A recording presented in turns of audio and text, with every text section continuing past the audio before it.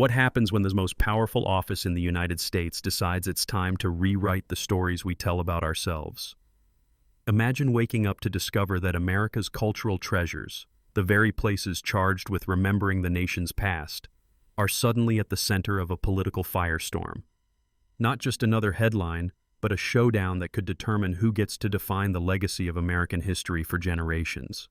On a brisk Friday morning, the world of art and history collided with the raw energy of American politics. Donald Trump, never one to shy away from spectacle, announced the firing of Kim Sajay, director of the National Portrait Gallery. With a single message on Truth Social, the president accused Sajay of partisanship and supporting controversial DEI, diversity, equity, and inclusion programs.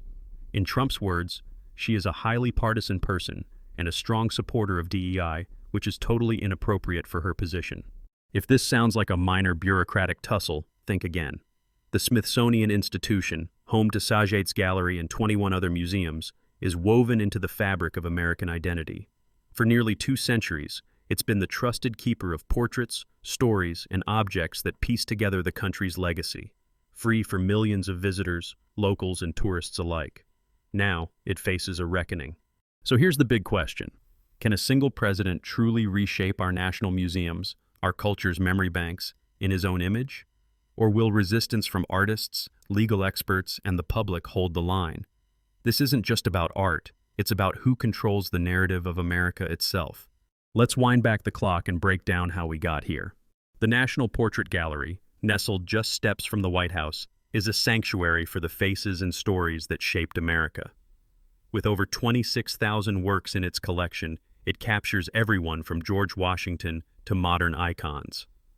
Since 2013, Kim Sajay, a Dutch-Australian art historian born in Nigeria, has helmed the gallery, championing new exhibitions, fresh scholarship, and a goal to show America as a complex, evolving tapestry. But the Portrait Gallery is more than paintings and plaques. It's a lightning rod for the nation's anxieties about race, power, history, and belonging. In recent years, debates have raged over which stories get told, which don't, and why. Sajay has faced fierce criticism from both sides for choices like a caption on Donald Trump's presidential portrait, explicitly mentioning his 2 impeachments and the January 6th Capitol attack. For some, this was an honest rendering of history. For others, it crossed a line, transforming the gallery into a political arena.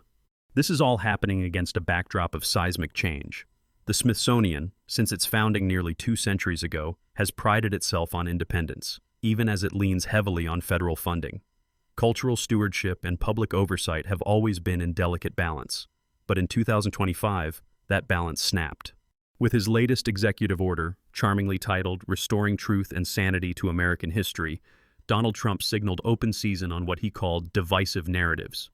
As part of a broader push, Trump targeted not just the Portrait Gallery but also DEI initiatives, revising mission statements, slashing budgets, and even overhauling entire boards like that of the Kennedy Center. For Sajay, the writing was on the wall. Her name came under fire not only for her professional choices but also personal details: her citizenship, her campaign donations to Democratic politicians, her public support for diversity. In a move that felt both sudden and predictable, Trump announced her termination. Upon the request and recommendation of many people, I am hereby terminating the employment of Kim Sajay as director of the National Portrait Gallery. The shockwaves were immediate. Experts and pundits began to weigh in. Could Trump even do this? Was it legal or just political theater? Eric Columbus, a prominent lawyer, declared, Trump lacks the power to fire Sajay, given the Smithsonian's independent status. But as history shows, there's often a wide gap between what's technically possible and what's actually enforced. The Smithsonian's museums, unlike most federal bodies, exist in a gray zone. They're funded in large part by Congress but legally operate with a significant degree of autonomy. This structure was meant to insulate museums from political pressure, letting scholars decide what's exhibited and why. In theory, it's a brilliant safeguard. In practice, that wall has always been more paper than steel. A quick glance back through American history shows that politicians have never been shy about weighing in on cultural disputes. But Trump's recent moves are especially audacious. With Vice President Vance personally overseeing the rollback of DEI at the Smithsonian and new trustees loyal to the administration installed at the Kennedy Center, critics warn of a chilling effect. an atmosphere where institutions feel pressure to conform to a White House-approved version of history. This isn't just about the fate of one director or even one museum. The controversies are already spilling over. Trump's budget aims to slash funding for the Smithsonian's Anacostia and Latino museums, jeopardizing projects that highlight marginalized voices. Meanwhile, the National Gallery of Art's mission statement has been quietly edited, now emphasizing that it is welcoming and accessible without specifically mentioning diversity or inclusion. As the political stakes grow, so do the cultural ones. Shannon Jackson, chair of the history of art at UC Berkeley, didn't mince words. Democratic countries don't censor culture to market a national administration. Autocratic countries do. The threat, as she sees it, is not just censorship, but the transformation of public memory, shifting what Americans remember and what they forget. Other scholars echo her concerns. Daniel J. Sargent, Associate Professor of History and Public Policy, highlights the importance of disagreement itself. Disagreement is central to the historical enterprise from which the government benefits. In a healthy democracy, the job of museums is not to smooth over controversy, but to air it, reflect on it, and sometimes, yes, even provoke it. Yet for many Americans, the language of DEI and divisive narratives is itself divisive. Critics of the previous Smithsonian leadership accuse them of politicizing art, prioritizing identity politics over historical accuracy. They point to Saget's campaign contributions to Democratic politicians and her public commitment to inclusion as proof that the gallery, and by extension the Smithsonian, had strayed from neutrality. Trump's allies say that what's needed is a return to truth and sanity, a clear-eyed patriotic telling of American history, one that highlights the nation's achievements over its conflicts. But critics warn that what's really at risk is a sanitized, state-approved narrative, more hagiography than history. John Connolly, a professor of history, is blunt. Every fascist or right-wing authoritarian regime does all it can to shape the historical narrative. Cultural institutions caught in the crossfire are reeling. In the words of Kim Saget herself, "We try very hard to be even-handed when we talk about people." Saget's defenders argue that her record proves it.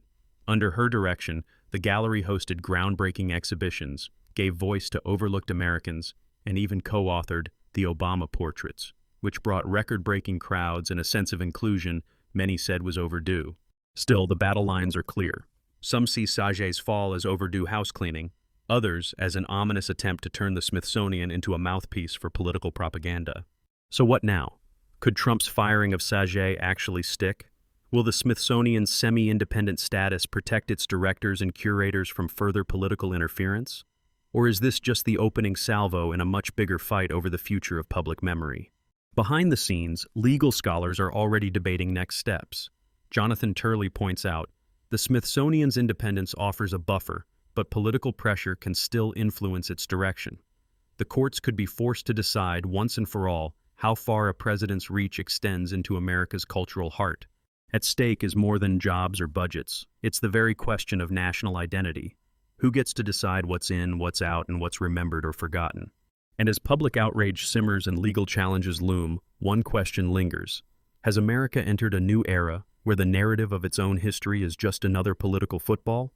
Or does the Smithsonian, battered but autonomous, have the strength to resist?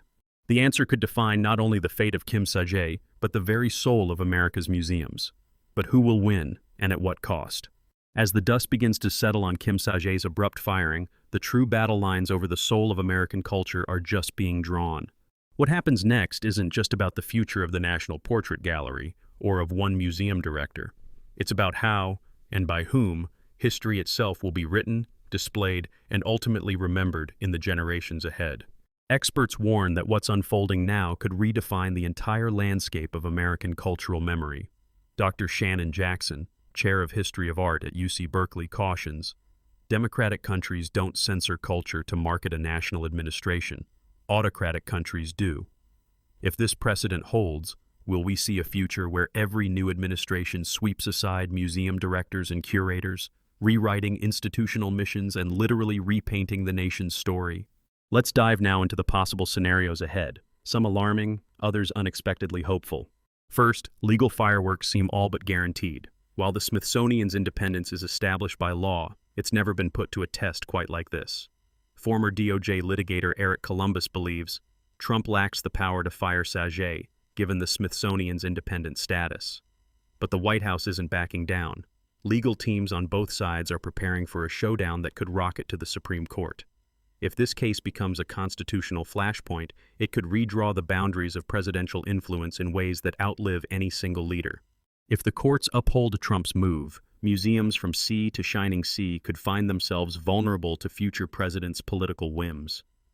Every new administration could treat culture as just another lever of power, appointing loyalists, axing critics, preferring safe or patriotic exhibitions, and reframing history not as a dialogue, but as a tool. But there's another side to this coin. What if resistance holds? If public outcry and legal pushback succeed, it could mark a turning point, prompting Congress to cement the Smithsonian's autonomy and even inspire other countries to revisit how they safeguard cultural institutions. It's a moment that could end with a new legal gold standard for museum independence. Within the galleries themselves, the impact ripples far beyond the director's office. Staff morale at the Portrait Gallery is reportedly at a historic low, with some curators quietly fearing a chilling effect on future exhibitions. Will artists and historians begin sidestepping controversial topics, self-censoring for job security? Or will this moment energize a creative renaissance as culture workers dig in and double down on their commitment to truth and complexity? And what about the public? One potential outcome is a drift away from federal funding. Private donors, especially those supportive of diverse or progressive narratives, might step up. But increased reliance on billionaire benefactors brings its own risks. What happens when museum wings are built not for the people, but for the priorities of the wealthy few? Perhaps the most subtle, yet lasting impact lies in the stories that will, and won't, be told. With the rollback of DEI initiatives and Trump allies calling for a purge of divisive content, could we see a shrinking of the national tapestry? Exhibitions about Black, Latino, Indigenous, or LGBTQ+ figures could quietly disappear from the walls, replaced by what some call more traditional American stories. For visitors, especially young ones, this matters. What we see in our museums often shapes what we believe about who we are as a nation. But history has taught us that cultural pushback can be powerful. After Nixon's attempts to withhold funding from the National Endowment for the Arts, for example, public engagement soared, with private and local support surging to fill the gap. Could this be another such turning point? Zooming out, the Smithsonian drama is already igniting a wider debate over the very nature of American memory. Professor Daniel J. Sargent of UC Berkeley remarks, "Disagreement is central to the historical enterprise from which the government benefits." In other words, America's story is complicated, messy, even painful, and that's its greatest strength. To sanitize or simplify it risks turning living history into sterile propaganda, but to accept complexity, even in the chapters that make us uncomfortable, is to embrace democracy itself. So, as we look ahead, what lessons can we draw from this crisis? And what practical steps should viewers and citizens take as cultural history literally hangs in the balance? First, recognize the power you actually hold. Museums may seem like lofty, untouchable institutions, but their survival and integrity depend on public support. Write to your representatives. Tell them that an independent Smithsonian matters to you. Legislative action is one of the clearest paths to protecting these institutions for the next century. Second, pay close attention to what's changing on the wall and what's missing. Ask the tough questions. Why was this exhibit altered? Why did that narrative disappear? Who benefits from this new version of history? Third, support institutions financially and with your presence. Private donations, even small ones, send a message that the public values truth, diversity, and artistic freedom. If you can, visit your local museum, not just for the art, but to show that these spaces matter.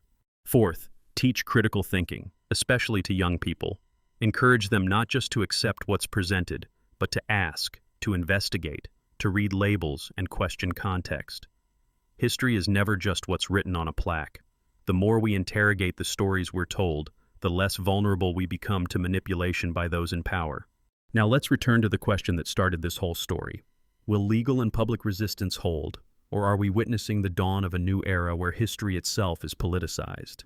Here's the honest answer. The battle is still unfolding. The courts, Congress, and the court of public opinion are all about to weigh in. But one thing is clear. History, and who gets to tell it, is always up for grabs. Every generation faces the temptation to polish its own narrative, to erase the uncomfortable, to amplify the flattering.